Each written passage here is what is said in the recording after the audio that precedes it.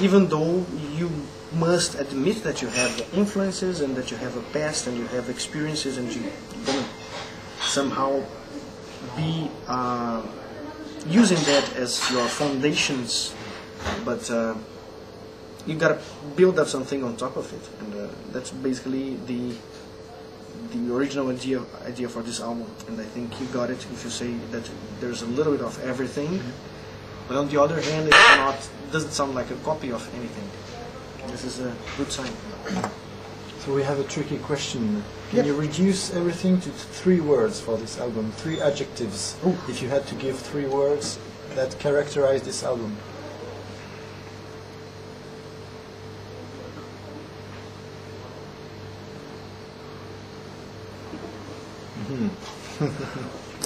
Challenge, hope, confidence.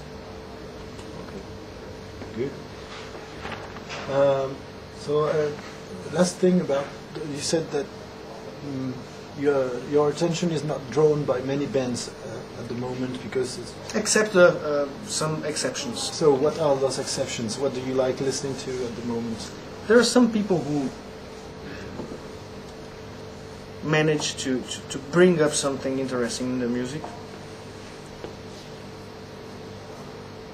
Not necessarily new bands, newcomers, but bands that are there for quite a while, but which are still releasing new stuff.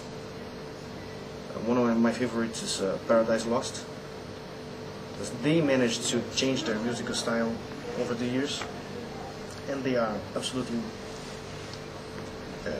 very original on what they do. Although you can recognize they have their influences and so on, gothic music, dark music and whatever, trash and so on.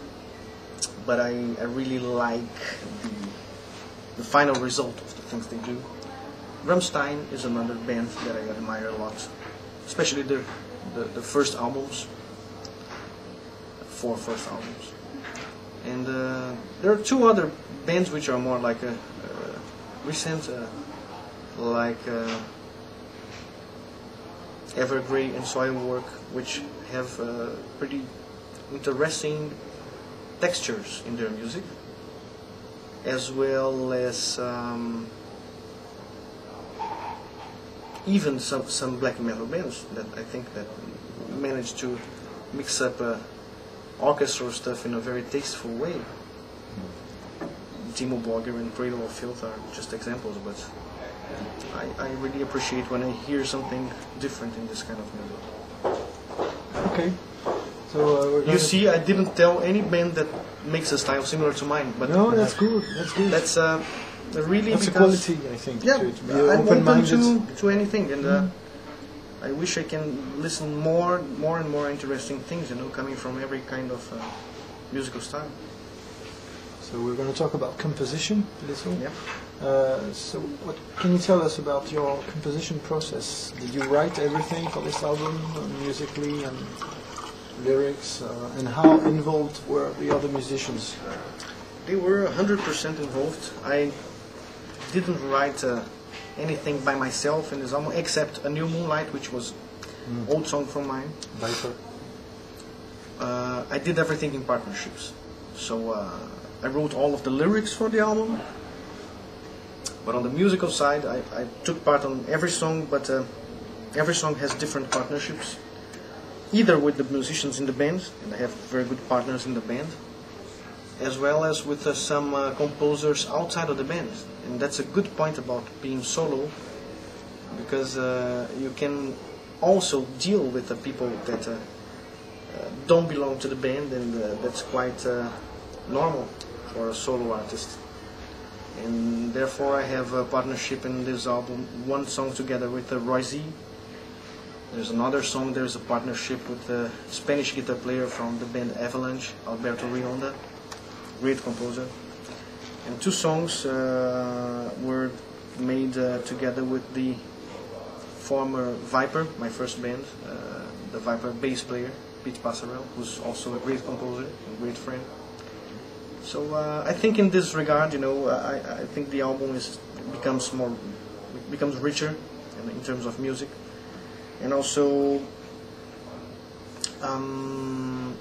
I like the teamwork. I don't want to play the boss, or I don't want to play the tyrant. I don't want to be the one that comes with everything done and imposes to the people and say, come on, play it and shut up, you know.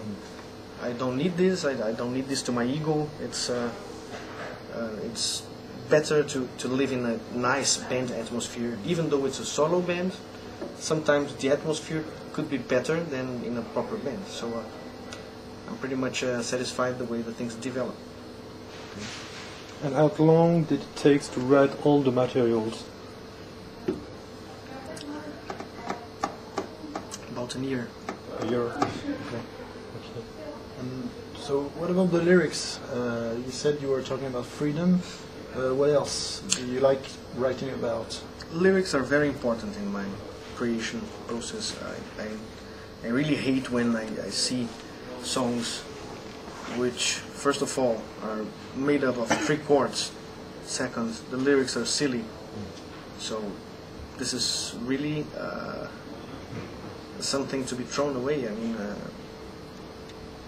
I think lyrics are as important as the music. They must carry a message. My lyrics have a tendency to be either pretty philosophical, but also pretty positive most of times. Even though I'm talking about some heavy subjects sometimes, but I try to face the beauty side of it, and such as in a song like Rio, for instance, the lyrics were inspired by a movie, City of God, a famous movie from Brazil, which pictures the violence of the gangs in Rio and everything. And on the other hand, you know, I have, you know, my roots in Rio. My family comes from Rio, so I know very well the city, and I can tell it's like very interesting to see that violence can live together with beauty, because it's a beautiful place. And this is somehow metaphoric for me, because I think that inside of ourselves we have the same kind of thing, you know. We are always fighting good and evil, and it's interesting to talk about it every time, you know. So but basically, like I told you, there is a concept, and basically every song is talking about liberty or freedom, and in a different way. And there are many different approaches and many different points of view. Not necessarily I always write about something that has happened to me. It can be inspired by a movie, it can be a fiction, it can be somebody else's story. But what's important is that they are all kind of linked together, and they kind of belong to the same context.